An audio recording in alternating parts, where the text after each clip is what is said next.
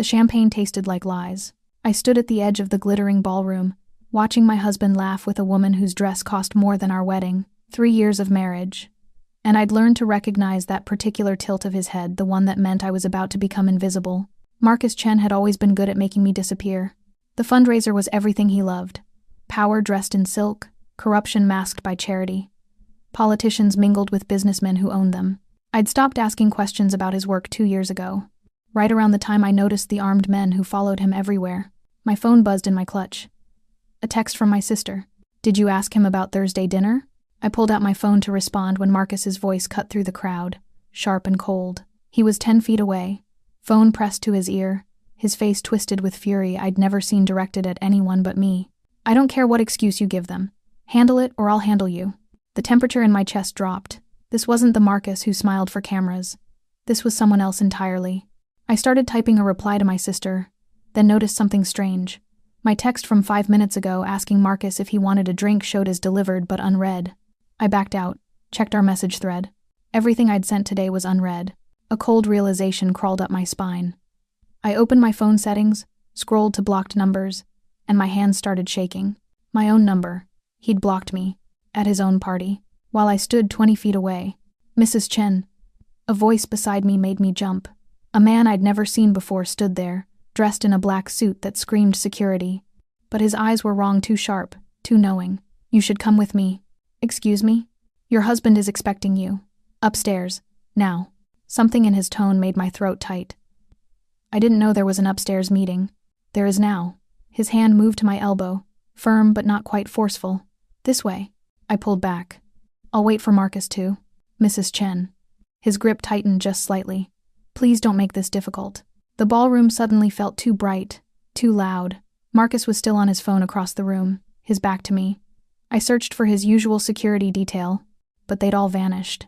The man's hand guided me toward a service door I'd never noticed before. My heels clicked against marble as we moved through a narrow hallway, up a staircase lined with portraits of men who looked like they'd never smiled in their lives. "Where are we going?"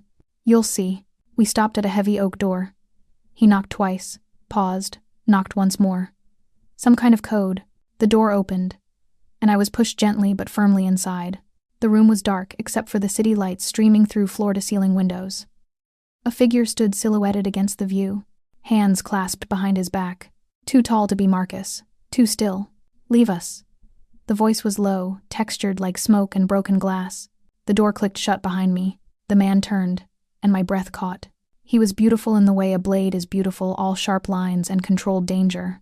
Dark hair swept back from a face that could have been carved from marble, except for the scar that ran from his left eyebrow to his cheekbone. His suit was black, perfectly tailored, and his eyes were the coldest thing I'd ever seen.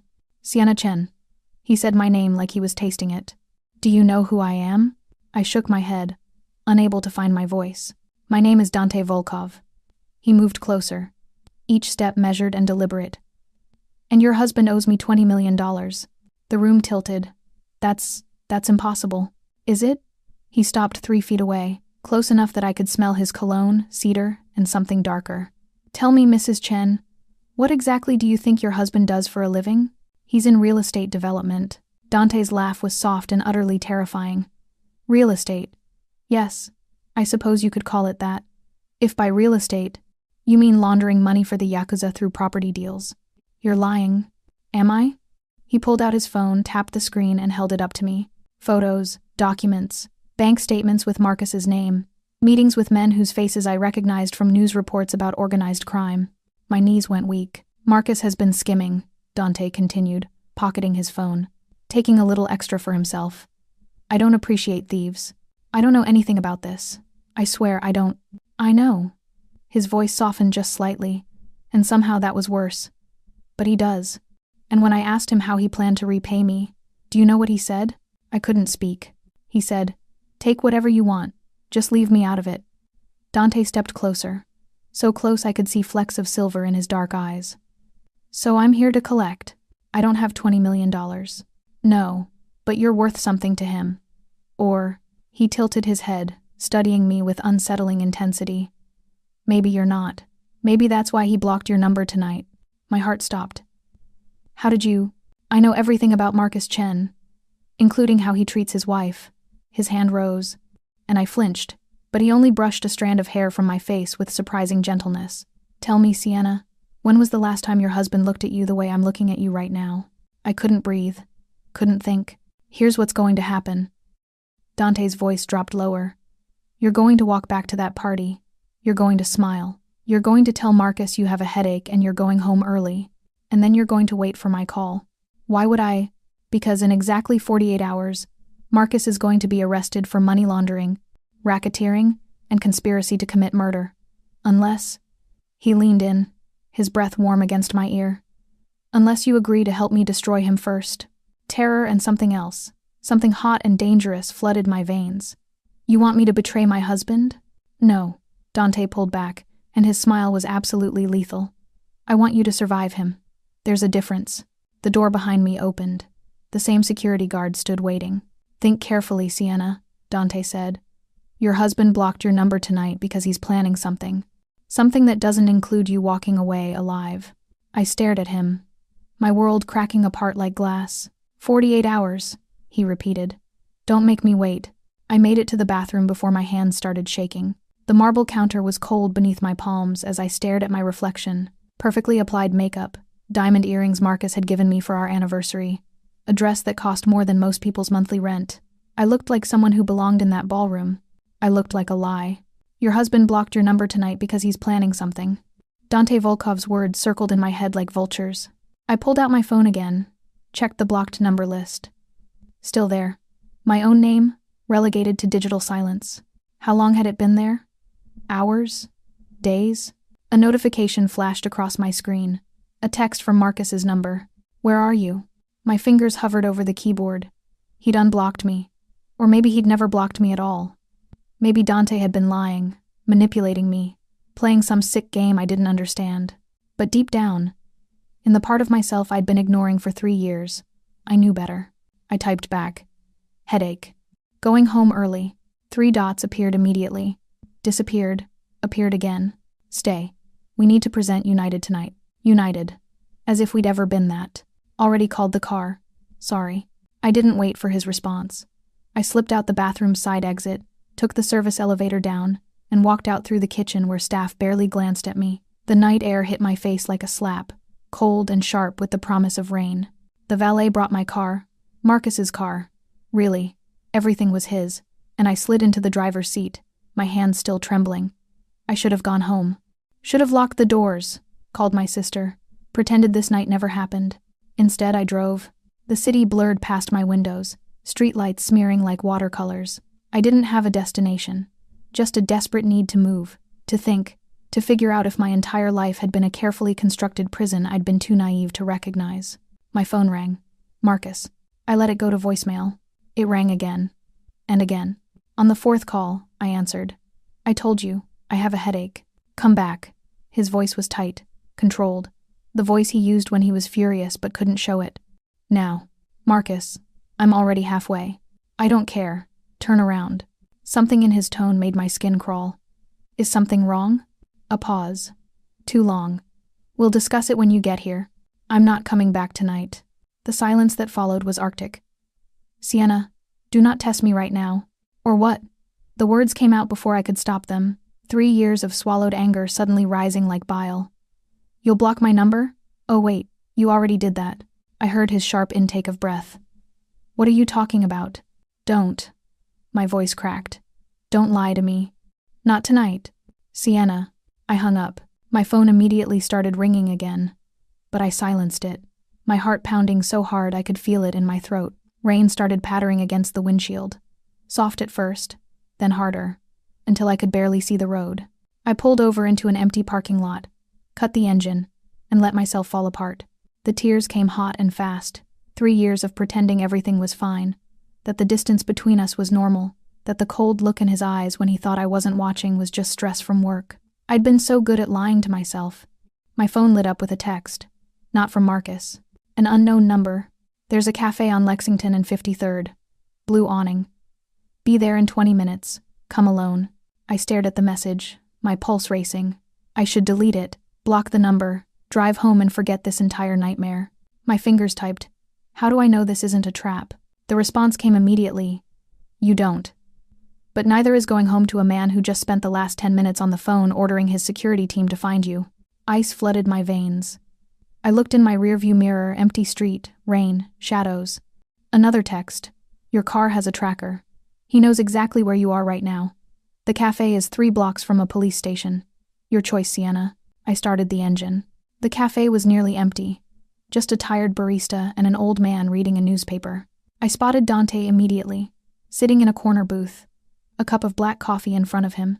He wasn't wearing his suit jacket anymore, just a black shirt with the sleeves rolled up, revealing forearms marked with scars and what looked like the edge of a tattoo. He looked up as I approached, and something flickered in his eyes. Not quite surprise. Something else. You came. He gestured to the seat across from him. I wasn't sure you would. You said my car was tracked. I slid into the booth, hyper-aware of the door, the windows, the exits. It is. I disabled it 10 minutes ago. He pushed a second cup of coffee toward me. You look like you need this. I didn't touch it. How did you get my number? I have your husband's entire phone cloned. He said it so casually, like he was discussing the weather. I've had it for 6 months. Every call, every text, every photo, including the ones he deletes. My stomach turned. Why are you doing this? Because Marcus Chen isn't just a money launderer, Sienna. He's a ghost. He makes people disappear. People who inconvenience his clients. People who know too much. People who... He paused, studying my face. People who become liabilities. I'm his wife. You're a witness. Dante leaned forward, and I caught that scent again, cedar and danger. 3 weeks ago, you walked into his study while he was on a call. You heard him say something. You didn't think it was important. But it was. My mind raced back. 3 weeks ago. I'd been looking for our tax documents. Opened the door without knocking. The girl is handled. No body. She never existed. I'd frozen. Marcus had looked up, seen me, and smiled. Just work stuff, baby. Close the door? And I had. Like the obedient wife I'd trained myself to be. The girl, I whispered. Her name was Lily Park, 23, graduate student. She witnessed a transaction she shouldn't have. Dante's voice was quiet, deadly. Your husband had her erased, and when I started digging into it, I found something interesting. He slid his phone across the table. A photo filled the screen, Marcus, at a restaurant, with a woman.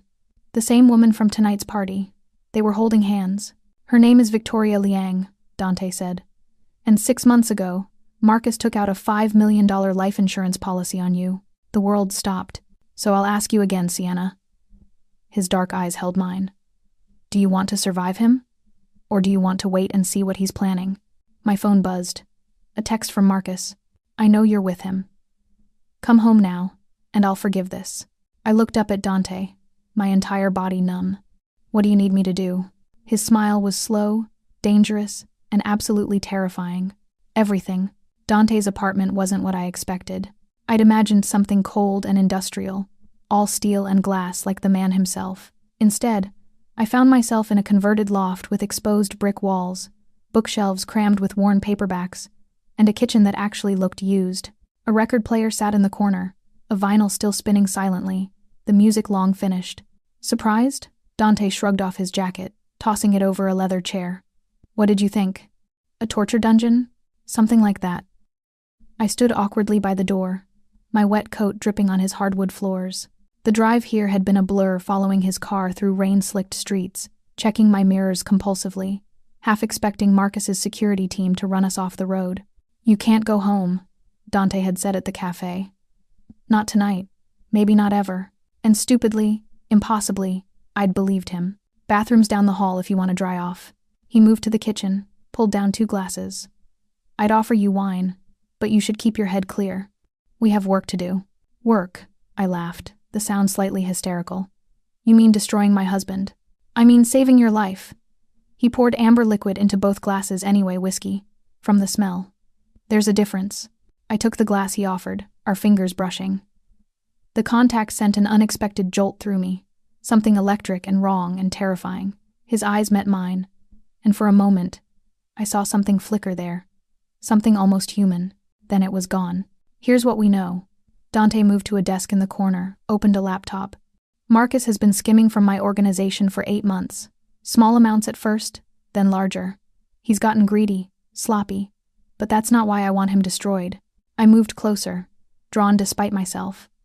The screen showed financial records, encrypted messages, photos of meetings I'd never known about. My husband's secret life, laid out in digital evidence. Then why?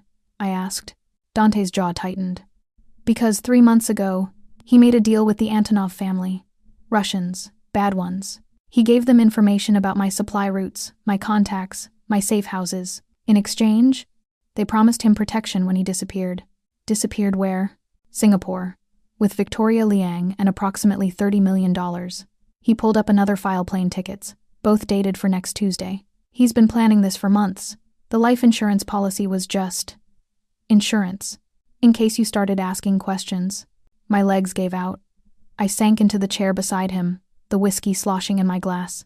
He was going to kill me. Eventually, after the insurance paid out. These things take time, planning. He would have made it look like an accident. Car crash, maybe. Accidental overdose. Dante's voice was matter-of-fact, clinical. He's done it before. I looked up sharply. What? His first wife, Rebecca Chen, died 4 years ago in a car accident. Single-vehicle collision. Late at night. Police ruled it an accident. He met my eyes.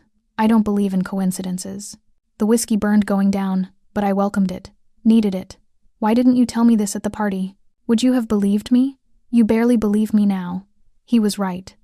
Part of me still wanted to think this was some elaborate scheme, that I'd wake up tomorrow and Marcus would explain everything, and we'd laugh about the misunderstanding. But I'd seen the blocked number, the insurance policy, Victoria Liang's hand in his. What do you want from me? I asked quietly. Dante leaned back, studying me with those unsettling eyes.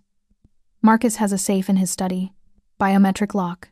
Your fingerprint is one of 3 registered. Inside are documents, original contracts with the Antonovs. Account numbers, passwords, everything I need to bury him. You want me to steal from him. I want you to take back what's yours. He's been moving money out of your joint accounts for months. Did you know that? I didn't. Of course I didn't. I'd stopped checking our finances 2 years ago, when Marcus had suggested I focus on the home instead of my marketing career. I'd been so grateful for the suggestion, so tired of trying to compete in his world. God, I'd been so blind. Even if I get you these documents, I said slowly. What then? Marcus has people. Dangerous people. They'll come after both of us. Let them. Something dark and predatory crossed Dante's face. I'm very good at making people regret their choices. A chill ran down my spine. I'd been so focused on Marcus's danger that I'd almost forgotten the man sitting across from me was just as deadly. Maybe more so. Why do you care? The question came out before I could stop it. About me, I mean. You could get those documents a dozen different ways. Break into his house. Torture him. Whatever it is people like you do. Why involve me at all? Dante was quiet for a long moment. Rain lashed against the windows, the only sound in the heavy silence. Because I know what it's like, he finally said, his voice low. To realize the person you trusted most in the world is planning your death. The vulnerability in his words shocked me. I waited, but he didn't elaborate. Instead, he stood, moved to the windows, his back to me. There's a bedroom through that door. Locks on the inside. You're safe here tonight. He didn't turn around. Tomorrow, we'll plan how to get into that safe. But tonight, you should rest. You look like you're about to shatter. I felt like I was about to shatter. My entire life had collapsed in the span of 3 hours, and I was sitting in a stranger's apartment, drinking whiskey with a man who'd threatened my husband, who'd pulled me into a world of violence and betrayal I didn't understand. But as I stood to leave, something made me pause. Dante. He turned slightly, moonlight catching the scar on his face. Thank you. For the warning. For tonight. His expression was unreadable. Don't thank me yet, Sienna. I'm not the hero in this story. I'm just a different kind of monster than your husband. I should have been terrified. Should have run. Instead, I found myself asking, what happened to them? The person who betrayed you? His smile was absolutely lethal. I made sure they never betrayed anyone again. The bedroom door clicked shut behind me, but I couldn't shake the feeling that I'd just made a deal with something far more dangerous than Marcus Chen. And the worst part? I wasn't sure I cared anymore. My phone buzzed one last time. Marcus. Last chance, Sienna. Come home, or I'll come find you. I turned off my phone and didn't look back. I didn't sleep. How could I? knowing that somewhere across the city, Marcus was planning his next move. That the man I'd shared a bed with for 3 years had been methodically arranging my death like it was just another business transaction. At 3 a.m., I gave up pretending and wandered into Dante's living room. He was still awake, sitting at his desk with papers spread around him like a war room. He'd changed into a black t-shirt, and I could see the full tattoo now, a serpent wrapped around his forearm, its fangs bared, ready to strike. He looked up as I entered, no surprise in his expression. "Can't sleep either?" His voice was rough with exhaustion. Every time I close my eyes, I see his face. I moved to the window, watched the rain still falling. Marcus, the way he smiled at me tonight, like everything was normal, like he wasn't planning to erase me. It's easier that way. For them. Dante stood, joined me at the window. They compartmentalize. You're not a person anymore, just a problem to solve. Is that how you see people? As problems? He was quiet for a moment. Sometimes, when I have to. And me? I turned to face him. Am I a problem or a solution? His dark eyes met mine, and something passed between us, something dangerous and electric that made my breath catch. You're a variable I didn't account for. What does that mean? It means, he said slowly, that this was supposed to be simple. Get the documents, destroy Marcus Chen, collect what he owes me. But then I saw you tonight, standing in that ballroom looking so lost, and I realized. Realized what? He stepped closer, close enough that I could feel the heat radiating from him. That some things are more complicated than revenge. My heart hammered against my ribs. This was insane. I'd known this man for less than 12 hours, and he was a criminal, dangerous, probably exactly as ruthless as Marcus. But standing there in the darkness, with rain streaking the windows and the city sleeping around us, I felt more seen than I had in years. Tell me about her, I whispered. The person who betrayed you. Dante's expression shuddered immediately. That's not a story for tonight. You know everything about me. My marriage, my life, my husband's plans to kill me. I don't even know your last name before tonight. Volkov. It means wolf in Russian. His smile was bitter. Fitting, don't you think? My father chose it when he came to America. Wanted something that sounded dangerous. Was he dangerous? The most dangerous man I've ever known. Dante moved back to his desk, poured another whiskey. He built an empire on fear and blood. When he died, I inherited it. The territory, the businesses, the enemies, all of it. And the person who betrayed you? His hand tightened on the glass. My brother, Alexei. He was younger, smarter, more ambitious. I trusted him with everything, my life, my operations, my secrets, and he sold them to the highest bidder. The pain in his voice was raw, unguarded. I'd never heard a man sound so broken. What happened to him? He's alive, barely. Dante drank, his throat working. I couldn't kill him. My mother begged me not to. So I exiled him, instead sent him to Russia with nothing. No money, no protection, no name. As far as our world is concerned, Alexei Volkov is already dead. But he's not. No. And every day he's out there is a reminder that I'm weak, that I let emotion compromise my judgment. He looked at me then, really looked at me. That's why I understand you, Sienna.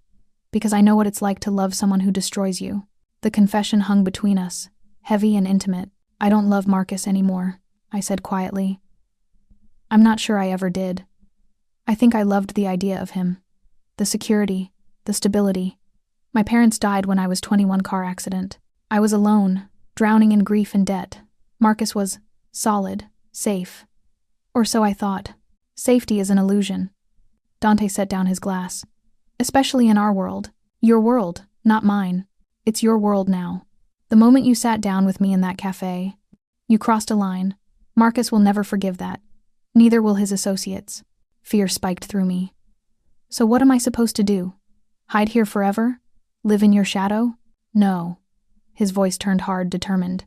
You fight back. You take everything from him before he can take anything else from you. You become someone he never expected you to be. I don't know how to be that person. Then I'll teach you. He moved closer again, and this time when our eyes met, I saw something fierce and protective there. I'll teach you how to lie, how to manipulate, how to survive in a world that wants you dead. But you have to trust me, Sienna. Completely. Why should I? You're just as dangerous as Marcus. Because I'm honest about what I am. I don't pretend to be something I'm not. His hand rose, hesitated, then gently cupped my face. And because unlike your husband, I would never put a price on your life. The touch was electric, overwhelming. I should have pulled away, should have maintained some distance, some sense of self-preservation. Instead, I leaned into his palm. "This is crazy," I whispered. "Yes, you could be lying about everything. I could be. And yet I believe you." His thumb traced my cheekbone, a gesture so tender it made my chest ache. "That makes you either very smart or very foolish. Which do you think?" "I think," he said softly, "that you're the bravest person I've met in a long time. And I think Marcus Chen has no idea what he's about to lose." Before I could respond, his phone buzzed. Then mine, both at once. Dante's expression changed instantly, all softness vanishing. He grabbed his phone, checked the screen, and went completely still. "What is it?" I asked, suddenly cold. He turned the phone to show me a text from an unknown number, with a photo attached. It was Rebecca Chen, Marcus's first wife, except she wasn't dead. She was standing in front of a coffee shop, dated yesterday, very much alive. And the text below read, "We need to talk. About Marcus. About Sienna. About everything he's lied about. Meet me tomorrow, noon, Riverside Park. Come alone. Both of you." I stared at the photo, my mind reeling. That's impossible. She died. There was a funeral, a death certificate. "Apparently," Dante said grimly, "your husband is better at faking deaths than I thought." My legs gave out. I sank to the floor, the world spinning. Because if Rebecca Chen was alive, then everything, absolutely everything Marcus had told me was a lie, and I had no idea who I'd actually married. Riverside Park at noon was full of joggers, dog walkers, families enjoying the autumn sun that had finally broken through the rain. Normal people living normal lives, completely unaware that a ghost was about to shatter everything I thought I knew. Dante stood beside me on the walking path, his presence a strange comfort. He'd been quiet all morning, watchful. He'd given me one of his guns, a small black pistol that felt impossibly heavy in my coat pocket. "Just in case," he'd said. "Rebecca Chen coming back from the dead feels too convenient. You think it's a trap? I think nothing about your husband is coincidence." Now, watching the park entrance, I felt the weight of that gun against my hip, a reminder that I was no longer the woman who'd walked into that fundraiser last night. That version of Sienna had died somewhere between the champagne and the blocked number. There, Dante's voice was low, controlled. A woman emerged from the tree line, slim, blonde, wearing sunglasses despite the clouds. She moved with careful precision, scanning the area before her eyes landed on us. Even from 30 feet away, I recognized her from the photos Marcus kept hidden in his desk drawer. The ones I'd found 2 years ago and convinced myself were just sentimental keepsakes of his late wife. Rebecca Chen was hauntingly beautiful, and very much alive. She approached slowly, stopped 10 feet away. Close enough to talk, far enough to run. Smart. "Sienna." Her voice was softer than I expected. "Thank you for coming. You're supposed to be dead." The words came out flat, emotionless. I had no emotions left. "I know. That was the point." She removed her sunglasses, and I saw the fear in her eyes. Real, bone-deep terror. Marcus needed me dead. So I became dead. Dante stepped forward slightly, protective. "Why reach out now? After 4 years? Because he's doing it again." Rebecca's gaze shifted to me, and I saw pity there. "He's going to kill her, just like he tried to kill me, and I can't let another woman die because I was too afraid to speak up." My throat tightened. "Tell me everything." She glanced around nervously, then gestured toward a more secluded area of the park. We followed, Dante's hand hovering near his own weapon. When we were hidden beneath a canopy of trees, Rebecca finally spoke. "I married Marcus 5 years ago. I was 26, working as a paralegal. He was charming, successful, attentive, everything I thought I wanted." Her laugh was bitter. "Sound familiar?" I nodded, unable to speak. 6 months in, I started noticing things. Late-night calls he'd taken another room. Money appearing and disappearing from our accounts. Men with guns following us everywhere. She wrapped her arms around herself. I asked questions. That was my first mistake. "What happened?" Dante asked. He sat me down, very calmly, and explained that I had 2 choices. I could stay quiet and enjoy our life together, or I could keep asking questions and regret it. I chose to stay quiet. For 2 years, I pretended I didn't see the blood on his shirts, didn't hear the screams in his nightmares, didn't notice when people he'd met mysteriously disappeared. My stomach churned. I'd made the same choice, seen the same signs. Then I got pregnant. Rebecca's voice cracked. And suddenly, I couldn't pretend anymore. I couldn't raise a child in that world. So I told him I was leaving. The car accident, I whispered, was meant to kill me, yes. He sabotaged my brakes, waited until I was driving late at night on a mountain road.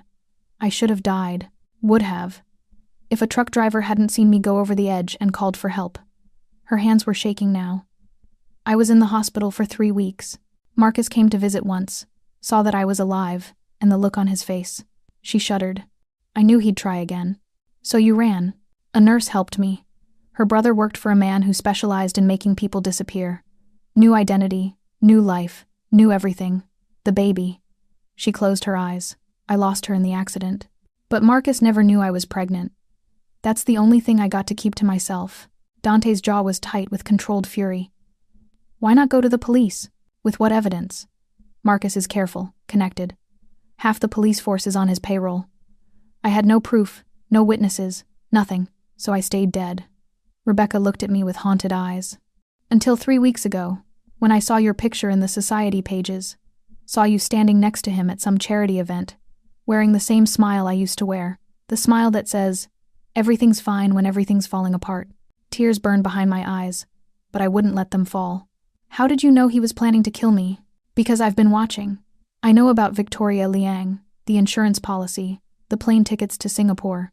I know because it's the exact same pattern he used with me. Different woman, same endgame. She stepped closer, urgent. You have to disappear. Sienna. Tonight. Don't go home. Don't contact anyone you know. Don't leave a trace. It's the only way. No. The word came out strong, certain. I'm not running.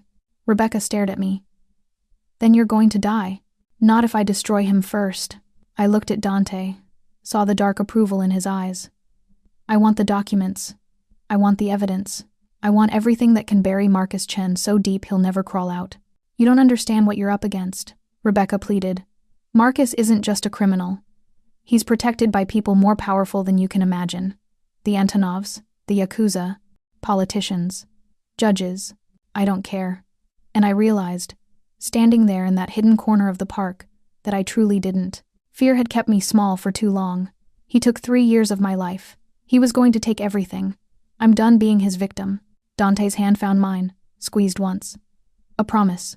Rebecca looked between us, something like hope flickering across her face. If you're serious about this, I can help. I have copies of everything: financial records, communications, even a recording of him confessing to paying off a judge. I've been collecting evidence for years, waiting for the right moment. Why now? Dante asked, suspicious. Because I'm dying. Rebecca's smile was sad. Cancer. Stage 4. I have maybe 6 months, and I'll be damned if I die knowing another woman suffered the way I did. She pulled a USB drive from her pocket, held it out to me. Everything you need is on here. But Sienna? Her fingers closed around mine. Once you start this, there's no going back. Marcus will know you betrayed him, and he will come for you with everything he has. I took the drive, felt its weight. Let him come. Rebecca's phone buzzed. She checked it, and her face went white. We need to leave. Now. Marcus just posted on social media that his beloved wife is missing. She looked at me, terrified. He's made you the victim, and he's calling in every favor he has to find you. Dante grabbed my arm. Move. Now. But as we turned to run, 3 black SUVs pulled up to block the park exits, and Marcus stepped out of the first one, a gun in his hand and murder in his eyes. Sienna! Marcus's voice carried across the park, smooth and concerned, the perfect worried husband. Thank God. I've been looking everywhere for you. People were watching now. Joggers had stopped, parents pulled their children closer. Marcus was playing to an audience, and he knew exactly how to perform. Dante's hand moved to his weapon, but I grabbed his wrist. Not here. Too many witnesses. Smart girl, Rebecca whispered, already backing toward the tree line. There's a service exit behind the restrooms. Go. I'll distract him. Rebecca. I'm already dead, remember? Her smile was fierce. Let me do this. Let me mean something. Before I could respond, she stepped out into the open, calling out loudly. Marcus Chen? Is that you? Marcus froze. The color drained from his face as Rebecca walked toward him. Every eye in the park now riveted on the unfolding drama. Rebecca? His voice cracked. genuine shock breaking through his careful facade. That's impossible. Surprise. She spread her arms wide, theatrical. Did you miss me, husband? Dante pulled me backward, and we moved quickly through the trees. Behind us, I heard Rebecca's voice rising, accusing, drawing Marcus's attention and everyone else's. She was giving us time, buying our escape with her last act of defiance. We burst out behind the restrooms, and Dante's car was already there. He must have texted his driver during the confrontation. We threw ourselves inside just as I heard Marcus shout, "Find them! Find them now!" The car peeled out, tires screaming. "Rebecca," I started, "is doing what she needs to do." Dante's voice was hard, but his hand found mine again. "Don't waste her sacrifice." Through the rear window, I saw Marcus's men flooding the park. Saw Rebecca standing tall in the center of it all, surrounded but unafraid. Then we turned a corner, and she was gone. Dante took me to a different safe house, a sleek apartment in a high-rise downtown, all glass and steel and security cameras. His driver disappeared, and suddenly we were alone, the adrenaline crash hitting me like a physical blow. I made it to the bathroom before I started shaking. Strong hands caught me before I could collapse. Dante held me up, turned me toward him, his face inches from mine. "Breathe," he commanded. "In, out. Stay with me, Sienna." I focused on his eyes, dark, intense, anchoring me to reality. Slowly, the shaking subsided, replaced by a cold, burning anger. "He looked surprised," I said, "when he saw Rebecca, like he genuinely thought she was dead. Maybe he did. Maybe someone else handled the cleanup and lied to him." Dante guided me to the couch, sat beside me. Men like Marcus don't always do their own dirty work. I pulled out the USB drive Rebecca had given me, turned it over in my hands. She's going to die because of me. She was already dying, and she chose this. Don't diminish that choice by drowning in guilt. He was right, but it didn't make it hurt less. I plugged the drive into my phone, watched files populate the screen. Financial records, emails, audio recordings, photos, years of evidence, meticulously collected. One file caught my eye. Sienna, Insurance, Plot, MP4. My hand trembled as I pressed play. Marcus's voice filled the room. Tinny through my phone speaker. "The policy is in place. 5 million. We wait 6 months. Make it look natural. Car accident, just like before. Victoria will be in Singapore by then. Accounts transferred. Clean, simple, profitable." Another voice, one I didn't recognize. "And if the wife suspects something, she won't. Sienna's too trusting. Too naive. She stopped asking questions years ago." A pause, then a laugh that made my blood freeze. "Almost too easy. Sometimes I wonder why I didn't just kill her on our wedding night." The recording ended. I sat there, numb, as the full weight of it crushed me. 3 years. 3 years of sharing a bed with a man who'd been planning my murder almost from the beginning, who'd laughed about how easy I was to deceive. "Sienna." Dante's voice was gentle. "I loved him." The words came out broken. Or I thought I did. I built my entire life around him, gave up my career, my friends, my independence. For what? To be a convenient victim? You didn't know. I should have. Angry tears spilled down my cheeks. All the signs were there. The secrecy, the violence underneath his charm, the way he isolated me. I didn't want to see it. Because admitting I'd made that mistake, that I'd married a monster, was too terrifying. Dante caught my face in his hands, forced me to meet his eyes. "Listen to me. What Marcus did what he is, that's not your fault. You're not weak for wanting to believe in someone. You're not stupid for choosing trust over suspicion. The only person to blame is the man who manipulated you. Then why do I feel so ashamed? Because shame is easier than rage. Because society teaches women to question themselves instead of the men who hurt them. Because you're human, and humans always think they should have known better." His thumbs wiped away my tears. "But shame won't save you. Anger will." Something shifted in my chest. He was right. Shame was a weight that would drown me, but anger was fuel. "I want to destroy him," I whispered. "Completely. I want him to lose everything the way he tried to make me lose everything. Then let's do it." Dante's smile was dark, dangerous, beautiful.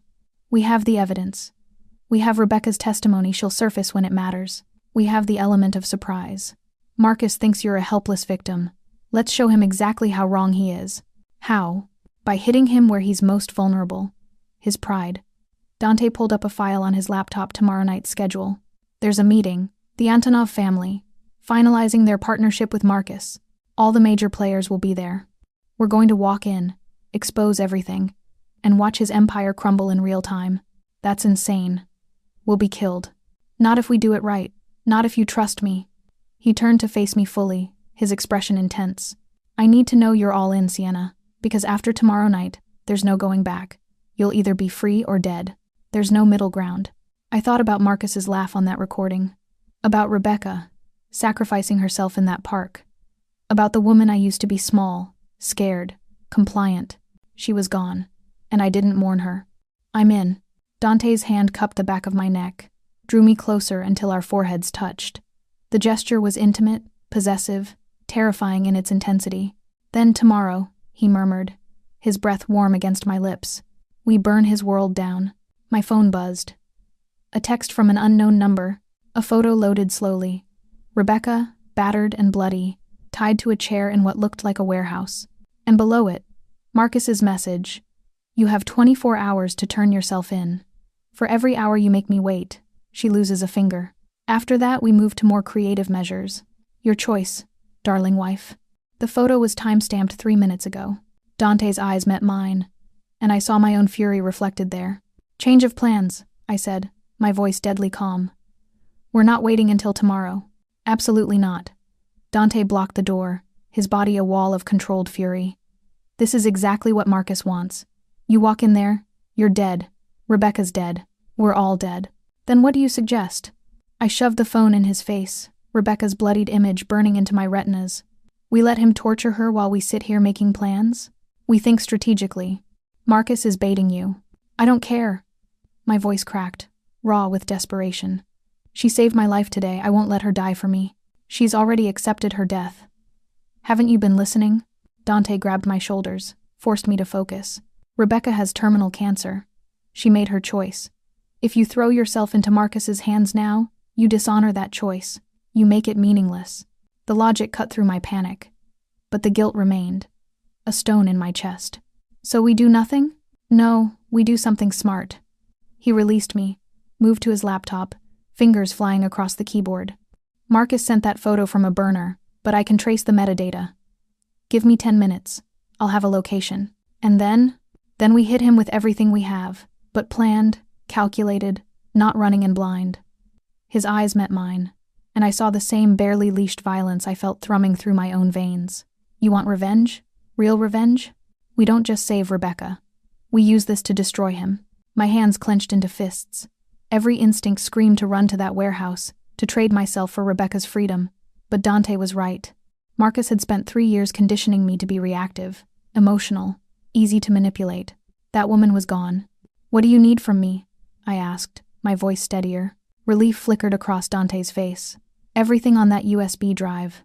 We're going to send it to everyone who matters, the FBI, Marcus's business partners, the Antonovs, the media. We'll time it perfectly. While Marcus is focused on you and Rebecca, his entire world will be collapsing around him. He'll kill Rebecca the moment he realizes. Not if we get her out first. Dante pulled up blueprints on his screen. A warehouse district, industrial area, minimal security. This is where he's holding her. 3 entrances, 2 guards visible in the last satellite image. It's sloppy, rushed. He's overconfident. Or it's a trap. Probably both. His smile was sharp, predatory. Good thing I like traps. He made 3 calls in rapid succession, speaking in Russian, his voice hard and commanding. Within minutes, a plan materialized, teams moving into position, weapons being distributed, exit strategies mapped. I watched him work. This dangerous man who'd upended my life in less than 24 hours, and felt something shift inside me. Trust. Genuine, bone-deep trust. Why are you doing this? I asked quietly. Really? You could get your evidence without saving Rebecca, without risking your life for a woman you barely know. Dante's hands stilled on the keyboard. For a long moment, he didn't answer. Then, my brother, Alexei.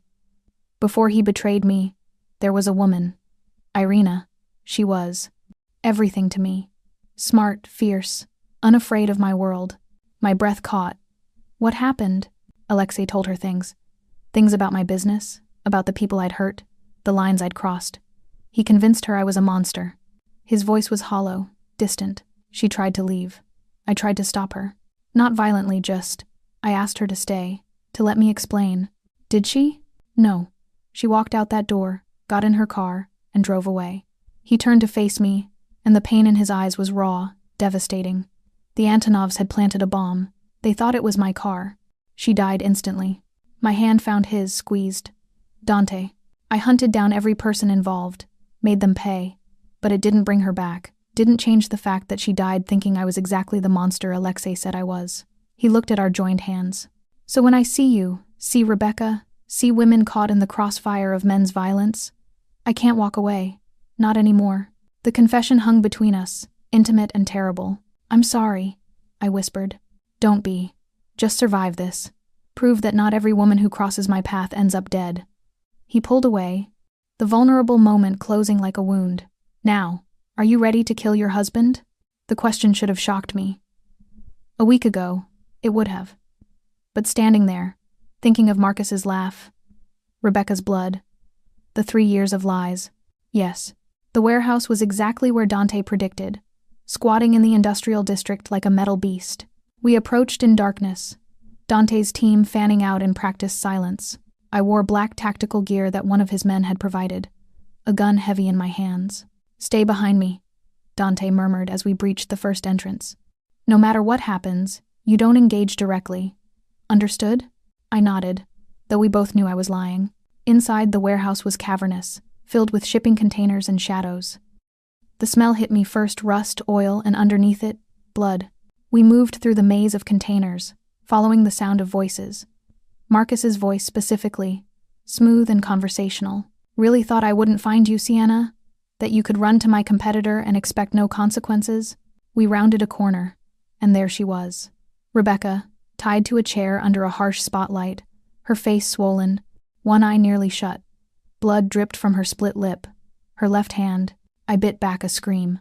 2 fingers were missing, crude bandages wrapped around the stumps. Marcus stood beside her, impeccably dressed, looking like he was attending a business meeting rather than conducting torture.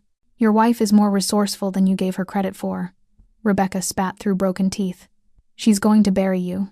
Marcus's laugh was indulgent, patronizing. Sienna? My sweet, naive Sienna? She can barely balance a checkbook. The only thing she's good at is looking pretty at parties and keeping her mouth shut. Rage, white-hot and blinding, flooded through me. I stepped out from behind the container before Dante could stop me. Hello, Marcus. He spun, shock flashing across his face before the mask snapped back into place. Darling, thank God. I've been so worried. He moved toward me, arms outstretched like he expected me to run into them. These people have been filling your head with lies. Come here. Let me take you home. I saw the insurance policy. My voice was steady, cold. Heard the recording. I know everything. His expression flickered just for a second. Something dark and vicious crossed his face before the concerned husband returned. You're confused. Stressed. Let's go home and talk about this privately. I'm not going anywhere with you. Sienna. His tone sharpened, the mask slipping. You're embarrassing yourself. Come. Here. Now. Behind me, Dante's men emerged from the shadows, weapons raised. Marcus's eyes widened, then narrowed with cold calculation. He pulled a gun from his jacket, pressed it against Rebecca's temple. One more step, he said quietly. And your friend's brains decorate this lovely concrete. Rebecca met my eyes, mouthed 2 words, do it, and then everything exploded into chaos. The gunshot was deafening in the enclosed space, but it wasn't Marcus who fired. Rebecca threw herself sideways, chair and all, just as one of Dante's snipers took the shot. The bullet meant for Marcus hit his shoulder instead, spinning him around. His gun clattered across the concrete. Then everything happened at once. Marcus's hidden guards, more than we'd anticipated, poured out from behind containers. Gunfire erupted, muzzle flashes lighting the warehouse like lightning. Dante shoved me behind a metal crate, his body covering mine as bullets pinged off steel around us. Stay down, he shouted over the chaos. But I couldn't. Through the smoke and violence, I saw Marcus crawling toward his gun, blood streaming from his shoulder.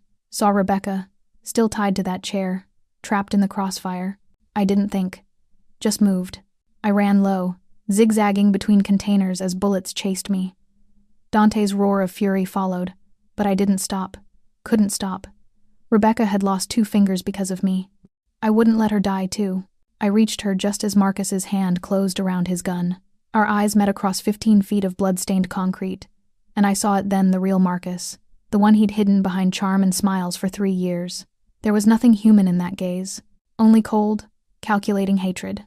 "You stupid bitch," he said, almost conversationally, raising the gun toward me. "You were supposed to die quietly, supposed to make this easy." I fumbled with the knots binding Rebecca, my hands shaking so badly I could barely grip the rope. "I gave you everything," Marcus continued, standing now, swaying slightly. Blood soaked his expensive shirt. "A home, status, security. And you repay me by whoring yourself out to Dante Volkov? You were going to murder me." My voice cracked as the knots finally loosened. "For money. For a woman you barely know. For convenience. It was just business." He said it like I was being unreasonable. "Nothing personal, Sienna. You were simply worth more dead than alive. Surely you understand economics." The casual cruelty of it, the sheer banality, broke something in me. This man had held me, kissed me, promised me forever, and I had been nothing but a line item on a balance sheet. Rebecca's bonds came free. She grabbed my arm, tried to pull me toward cover, but I couldn't move. I was frozen, staring at the monster wearing my husband's face. "Why even marry me?" I asked. "Why not just find someone else?" "Because you were perfect." Marcus smiled, and it was worse than his hatred. "Young, alone, desperate for family after your parents died. You asked so few questions, made everything so easy, and you were beautiful enough to be an asset at events." He shrugged. "Win-win. Until you started becoming a liability." A bullet slammed into the container beside us, snapping me back to reality. Dante's men were overwhelming Marcus's guards, but more were arriving. I could hear vehicles outside, reinforcements. "We need to move," Rebecca gasped, clutching her mutilated hand to her chest. "Now, Sienna." But Marcus was raising his gun, and even wounded, his hand was steady. "You're not going anywhere, either of you." The world slowed. I saw his finger tighten on the trigger, saw death coming for me in the form of the man I'd once loved. Then Dante was there, slamming into Marcus from the side. They went down hard, the gun skittering away. They rolled across concrete, trading brutal blows, and I realized with sick certainty that only one of them was walking away from this. "The gun!" Rebecca shoved me toward where Marcus's weapon had fallen. "Sienna, get the gun." I scrambled for it, my fingers closing around cold metal just as Marcus broke free from Dante's grip. He staggered to his feet, pulled a knife from his belt. When had he grabbed a knife? And lunged at Dante's exposed back. "No!" The scream tore from my throat. I raised the gun. My hands shook so badly I could barely aim. Marcus froze, the knife inches from Dante's spine, and slowly turned to face me. Blood ran from his nose, his shoulder. He looked like something from a nightmare. "You won't shoot," he said, certainty in his voice. "You're not a killer, Sienna. You're a victim. It's all you've ever been, all you'll ever be." Dante had rolled to his feet, was reaching for his own weapon, but I held up a hand, stopped him. "You're right," I said quietly. "I was a victim. I was young and alone, and you took advantage of that. You saw my grief and used it, shaped me into exactly what you needed. Obedient, trusting, blind. Then put down the gun and let's end this properly." Marcus took a step forward, still holding the knife. "Come home. We'll work this out. I'll even forgive you for this tantrum." I wasn't finished. My voice hardened. "I was a victim, past tense. But you made a mistake, Marcus. You pushed too hard, and you forgot that even the weakest animal becomes dangerous when cornered. Sienna, I'm not your wife anymore. I'm not your victim. I'm the woman who's going to destroy everything you built." I steadied the gun, years of rage flowing into my arms, making them strong. "And I'm absolutely a killer. You made sure of that." Something flickered in his eyes. Fear. Real, genuine fear. "You won't," he said, but his voice wavered. "The Sienna I know is dead." I smiled and felt nothing but cold satisfaction. "You killed her the day you put a price on my life." Marcus's mask finally shattered. He roared, lunging forward with the knife raised. I pulled the trigger. The recoil jolted my arms. Marcus staggered, looked down at the blooming red stain on his chest with almost comical surprise. He took one more step, then another, before his knees buckled. He fell hard, the knife clattering from his hand. I walked over, stood above him as he gasped for breath, blood bubbling from his lips. His eyes found mine, and I saw the question there. "Why? You wanted to know what I'm worth?"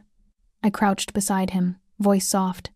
More than you ever deserved, more than you could ever afford. Marcus tried to speak, but only blood came out. His eyes glazed, fixed on nothing, and then he was gone. I stood, the gun hanging loose in my hand, feeling nothing. No triumph, no grief, no relief. Just empty. Dante's hand appeared in my vision, gently taking the weapon. "Sienna, look at me." I turned.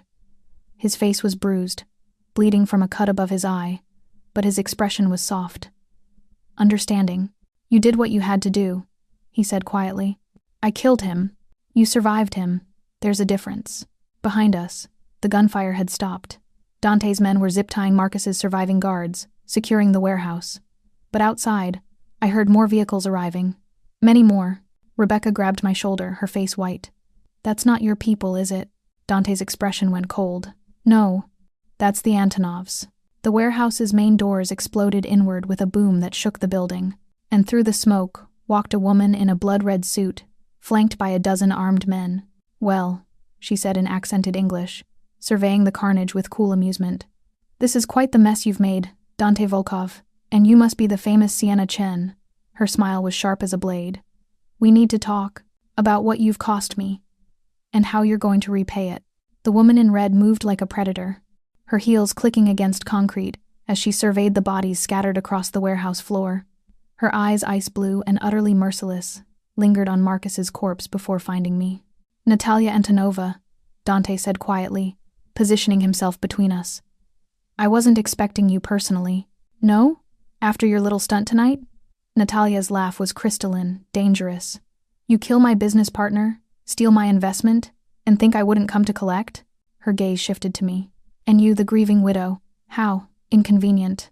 "Marcus owed you money," I said, surprised by the steadiness in my voice. "I have nothing to do with that debt. On the contrary, you have everything to do with it." Natalia pulled out her phone, displayed a document. "This is a contract, signed by Marcus Chen 3 months ago. $30 million, loaned for expansion into Eastern European markets. Collateral?" She smiled. "Everything he owned, including you, Mrs. Chen." The words hit like a physical blow. "That's not legal. You can't." "Legal?"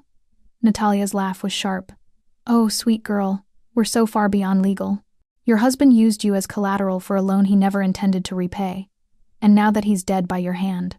She gestured elegantly to Marcus's body. "The debt transfers to you." Dante's hand moved to his weapon. "She's under my protection." "Is she?" Natalia's men raised their guns in response. "Because from where I stand, she just murdered my asset. That makes her a liability to both of us, doesn't it?" "The recordings," I said suddenly, my mind racing. "On the USB drive, Marcus was planning to betray you, take your money and run to Singapore with Victoria Liang. I have proof." Natalia's expression didn't change, but something flickered in her eyes. "Interest. Show me." With shaking hands, I pulled out my phone, pulled up the files, played the recording where Marcus discussed the Singapore plan, the offshore accounts, his scheme to disappear with the Antonov money. The warehouse fell silent except for Marcus's voice, arrogant and self-assured, laying out his betrayal in clinical detail. When it ended, Natalia was quiet for a long moment. Then she laughed, genuinely amused this time.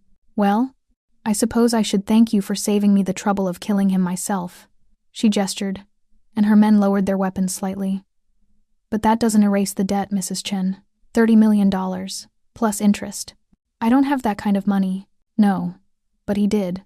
Natalia walked to Marcus's body, crouched beside it without a trace of squeamishness. She reached into his jacket, pulled out his phone. Facial recognition still works for a few hours after death. Useful, that.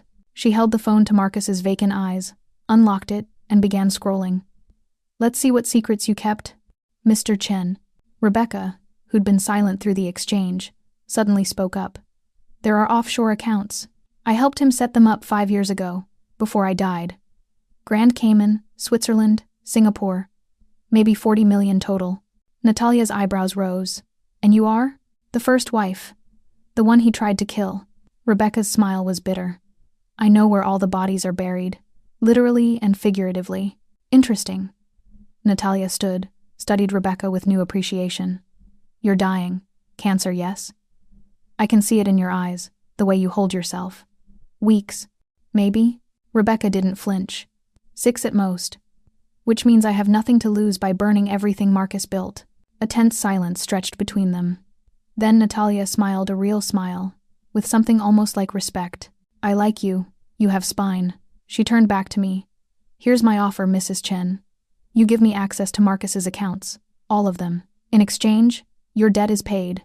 You walk away free. Your friend here, she nodded at Rebecca, gets to die without watching you suffer. And you, her eyes found Dante, get to keep your little pet project alive. And if I refuse? I asked. Then I kill everyone in this warehouse, starting with the dying woman, because she's in pain anyway, then Dante's men, then Dante himself slowly, while you watch, and finally you. Natalia checked her watch.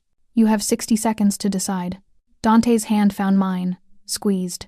When I looked at him, I saw something I hadn't expected: pride. Not possession or control, just simple, genuine pride in who I'd become. It's your choice, he said quietly. Whatever you decide, I'm with you. I looked at Rebecca, broken and bleeding but still standing. At Dante, dangerous and deadly but somehow the safest thing in my life. At Marcus's body, the man who tried to reduce me to a transaction. I want something in addition, I said. Natalia's smile widened. Bold. I'm listening. You let Rebecca go. Take her somewhere safe, somewhere comfortable. Let her die in peace, not in pain. My voice strengthened. And you give me the names of everyone who worked with Marcus. Everyone who helped him traffic women, launder money, make people disappear. Every corrupt cop, every dirty politician, every monster who enabled him. That's quite a list. That's my price.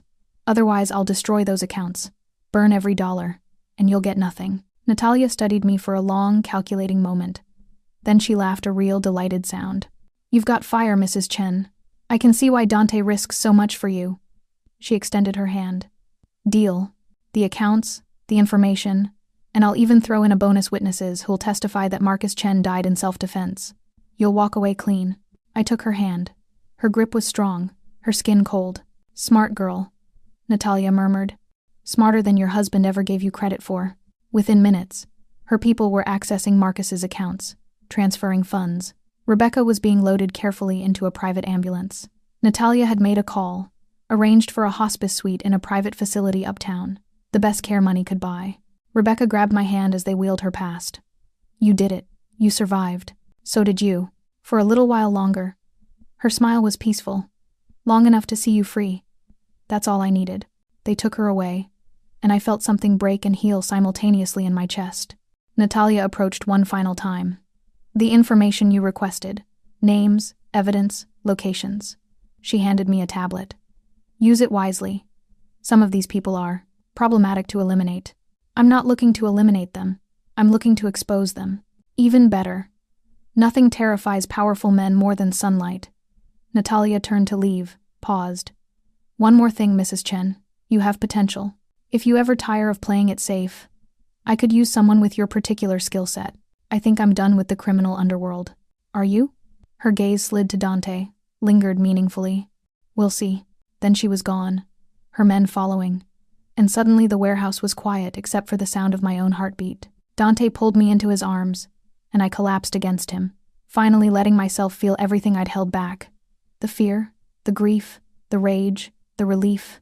It's over, he murmured into my hair. It's finally over. But as I pulled back, looked into his eyes, I realized something. It wasn't over. It was just beginning. Dante, I said quietly, I need you to be honest with me. About everything. About who you are, what you do, why you really helped me. His expression shuddered slightly. Sienna, no more secrets, no more half-truths. If we're doing this, whatever this is, I need the whole truth. He was quiet for so long I thought he wouldn't answer. Then, my name isn't Dante Volkov, and everything you think you know about me is a lie. The words hung between us like a blade. What do you mean? Your name isn't Dante Volkov? My voice came out smaller than I intended, exhaustion and shock finally catching up to me. He ran a hand through his hair, and for the first time since I'd met him, he looked uncertain, vulnerable in a way that had nothing to do with physical danger. Can we go somewhere else? Somewhere that doesn't smell like blood and gunpowder? He gestured to the carnage around us. You deserve better than this for the conversation we're about to have. 20 minutes later, we were on the roof of his building, the city sprawling beneath us in a carpet of lights. Dawn was just beginning to break on the horizon, painting the sky in shades of pink and gold. It should have been beautiful. Instead, it felt like the end of something. Dante, or whoever he was, stood at the edge, his back to me, shoulders tense. "My real name is Daniel Kozlov," he said quietly. "I was born in Brooklyn, not Russia. My father wasn't a mob boss. He was a cop. NYPD detective, 20 years on the force."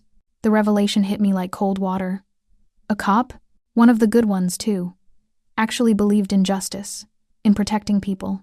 His laugh was bitter. He spent his entire career trying to take down the Volkov organization. The real Volkov organization, run by Viktor Volkov and his sons. They controlled half the city's drug trade, most of the illegal gambling, countless fronts and schemes. "I don't understand. How did you become Dante Volkov?" He turned to face me, and in the dawn light, I saw the weight he carried. Viktor Volkov had 3 sons. The oldest, Alexei, was supposed to inherit everything. The middle son, Dmitri, handled enforcement. The youngest, Dante, was the smart one. Studied business, legitimized the family's holdings, made them untouchable. He moved closer, and I saw the truth in his eyes before he spoke it. 8 years ago, my father got close, too close. He had evidence, witnesses, everything he needed to bring down the entire organization. Then one night, he didn't come home. They found his body 3 days later in the East River, tortured, beaten. A message to anyone else who thought about crossing the Volkovs. Daniel. The name felt strange on my tongue. I was 25, just graduated from Quantico, FBI recruit, ready to follow in my father's footsteps. But after his death, his jaw clenched. I went to his funeral, watched my mother collapse at the grave, watched the department give him full honors while knowing they'd never actually catch his killers. And I realized the system couldn't touch these people. They were too rich, too connected, too careful. "So you went undercover?" "Not officially. The Bureau would never approve what I was planning." He pulled out a cigarette, lit it with shaking hands. "I went rogue. Spent 2 years learning everything about the Volkovs, their habits, their weaknesses, their secrets. And I discovered something interesting. Dante Volkov, the golden boy, had a drug problem. Heroin, mostly. He'd disappear for days at a time, completely unreachable.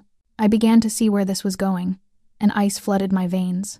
He disappeared one night, high out of his mind, wandering Brooklyn. I found him.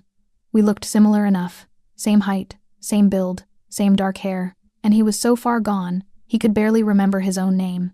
Daniel took a long drag. I made it look like an overdose, dumped his body where it would never be found, and I took his place. You killed him. It wasn't a question. Yes. No hesitation, no justification. I killed him, assumed his identity, and walked into the Volkov organization. And for 6 years, nobody suspected. I was Dante. I handled the books, laundered the money, made them millions while secretly building a case against them. 6 years, I whispered. That's insane? Dangerous?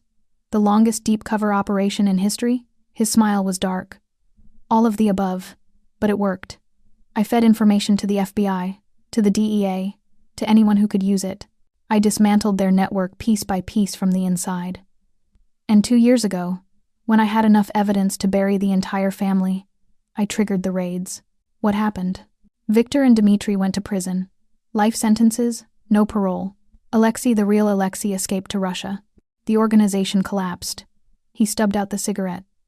But by then, I'd been Dante Volkov for so long, I couldn't just walk away. I'd made connections, built relationships, accumulated power and wealth.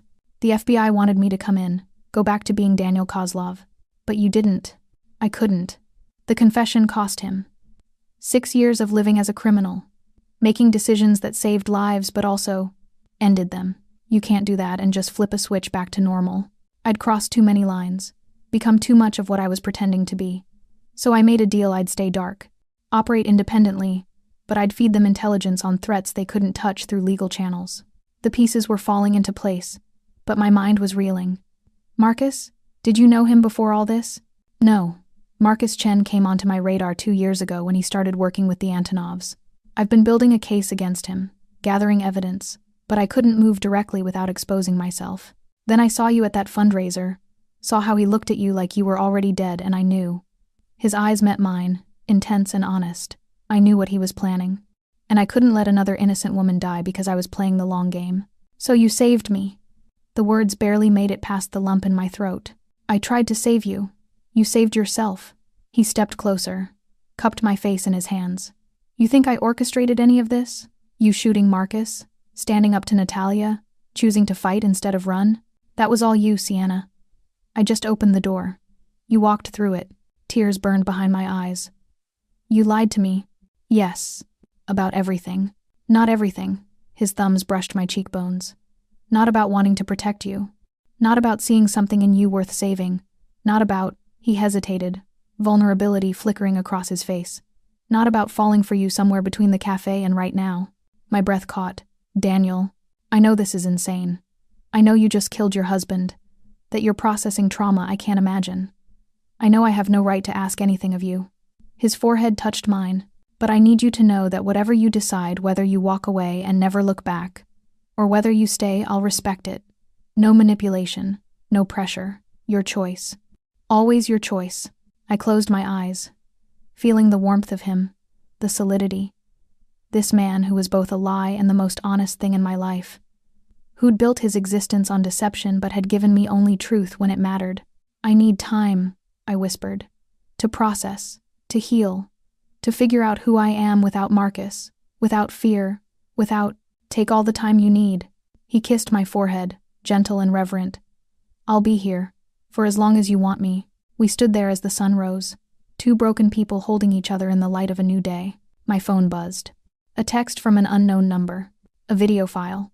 I opened it, and my blood turned to ice. Victoria Liang, tied to a chair in an unfamiliar room.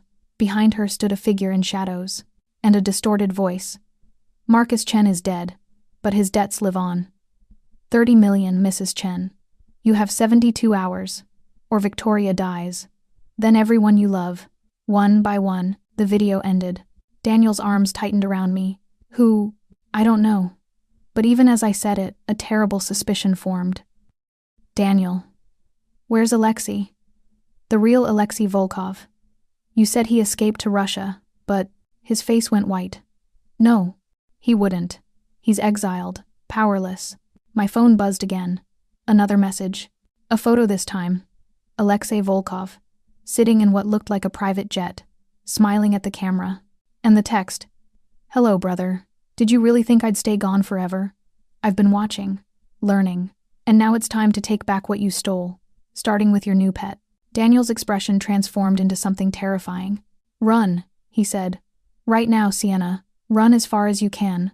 But before I could move, the rooftop door exploded open, and through the smoke stepped armed men too many to count, with Alexei Volkov walking calmly in their midst. Hello, Dante, he said, his smile absolutely vicious. Or should I say, Daniel? Let's talk about family reunions. And about how your girlfriend is going to pay for 6 years of betrayal. Time fractured into crystalline moments. Alexei's men fanning out across the rooftop. Daniel's hand finding mine, squeezing once a promise or a goodbye. I couldn't tell. The sun rising behind us, beautiful and indifferent to the violence about to unfold. You know, Alexei said conversationally, circling us like a predator.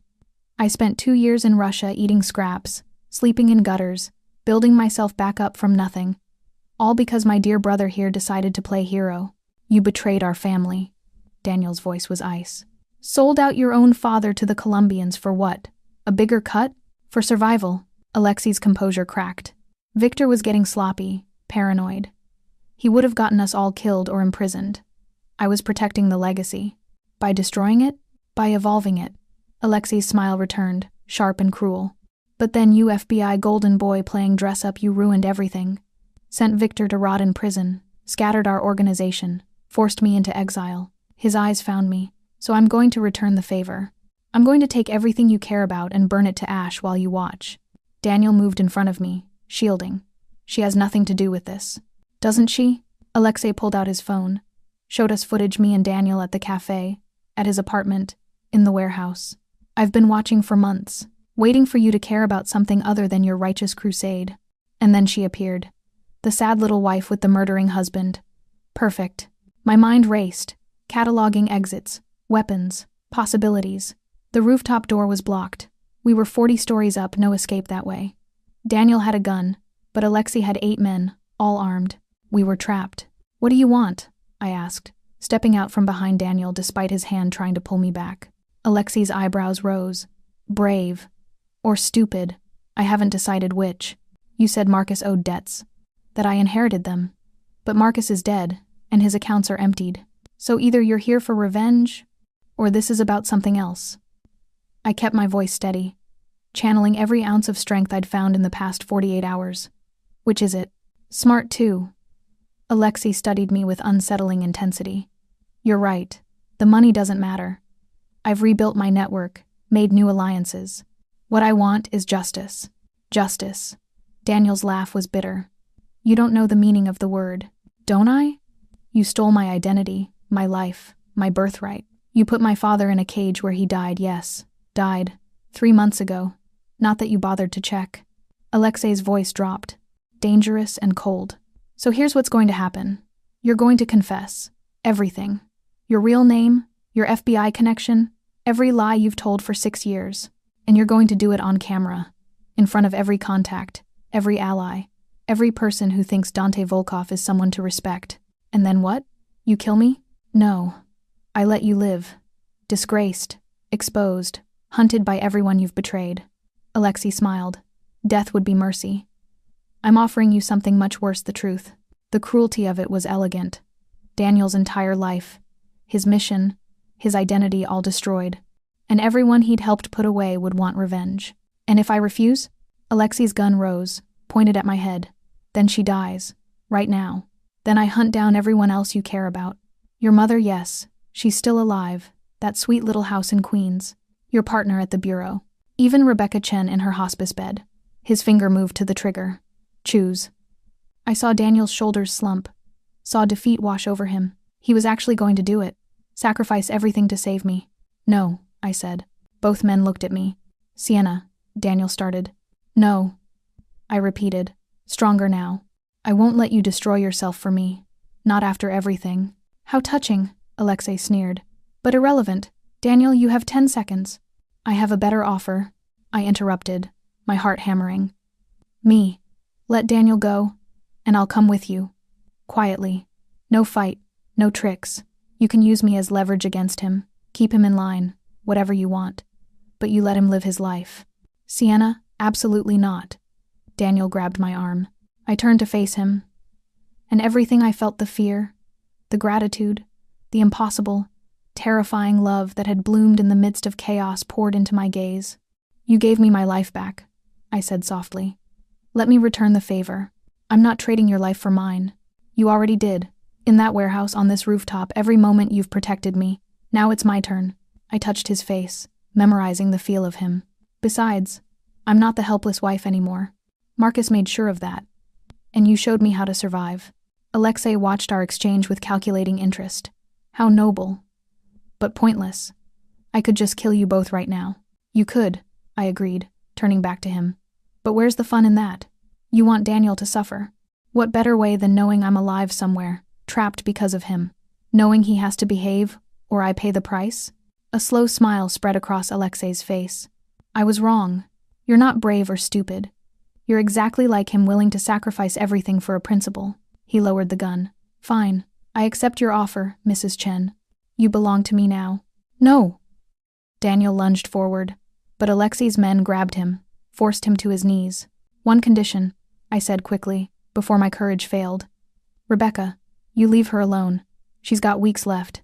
Let her die in peace." "Done," Alexei gestured, and 2 of his men moved toward me. "Time to go, Mrs. Chen." "Sienna, please?" Daniel's voice cracked, and I'd never heard him sound so broken. I crouched in front of him, our faces level. "Remember what you told me? About your brother betraying you, and how you couldn't kill him because of your mother?" I smiled through tears. "I understand now. Some things are worth more than revenge. Love, family, second chances. You're not my family. Not yet." I kissed him, soft and quick and full of promise. "But I could be. If we survive this." Then Alexei's men pulled me away, zip-tied my hands, started leading me toward the rooftop door. "Wait!" Daniel shouted. Alexei held up a hand, stopped his men. Daniel struggled to his feet, met my eyes across the space between us. "I will find you. No matter how long it takes, how far you go, I will find you, Sienna. And I will burn down everything and everyone between us. That's a promise. I know, I said. I'm counting on it. As they dragged me away, I heard Daniel roar with rage, heard the sound of fighting. Alexi's cold laugh followed me down the stairs. I should have been terrified, should have been screaming, fighting, begging for mercy. Instead, I felt strangely calm, because I'd learned something in the past 2 days, something Marcus had never understood and Alexi was about to discover. I wasn't a pawn anymore, wasn't a victim waiting to be saved. I was a woman who'd killed her husband, negotiated with the Russian mob, and walked willingly into captivity to save the man she loved. And when the moment came when Alexi inevitably underestimated me, I would show him exactly what that meant. The car door slammed shut. Through the window, I caught one last glimpse of the rooftop, of Daniel being held back by Alexi's remaining men. Our eyes met across the distance, and in that moment, I made a silent vow. This wasn't an ending. It was a beginning. Marcus Chen had tried to destroy me and failed. Alexei Volkov would try the same. But I had been forged in fire, tempered by betrayal, and taught by the most dangerous man alive how to survive. They wanted a victim? They were about to get a reckoning. The car pulled away, carrying me toward an uncertain future. But for the first time in my life, I wasn't afraid of what came next. I was ready for it.